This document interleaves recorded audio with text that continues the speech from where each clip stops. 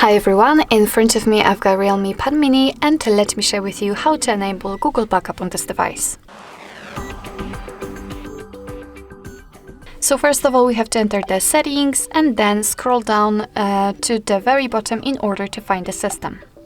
Here we've got the backup option, so let's tap, and as you can see, we will be immediately and automatically transferred to this Google One section. So simply tap on Add Account and make sure that you've got the internet connection because it is required. And from this step, you can either create a new account if you do not have your own yet, or simply type your email or phone. So let me do it. And a quick disclaimer, you do not have to enter the full email address, just the very first part of it before the add symbol, because after tapping on next, your device will simply autofill it. So right now we have to enter the password, and let me do this out of the screen. Alright, let's tap on Next. Here we've got Google Terms of Service and Privacy Policy. Of course, you can read it, just tap on it and you will receive the information.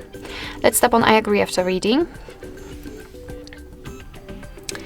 And here we've got the section and the information about the backup, so you can read here that you're able to use 15 gigabytes of the Google account to backup apps and apps data, contacts, text messages, call history, and device settings.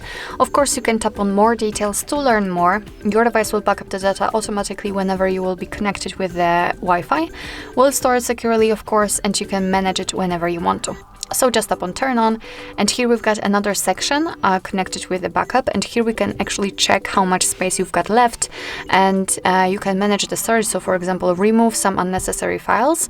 Here we've got also the backup details, so you can check what data has been already backed up, and we've got the advanced settings, and to be honest, I highly recommend to keep this option turned off, because as you can see here, we've got the information that the charges may apply, because if you will use, for example, your mobile data to back up the data, then you can simply reach the limit and you will have to pay for that.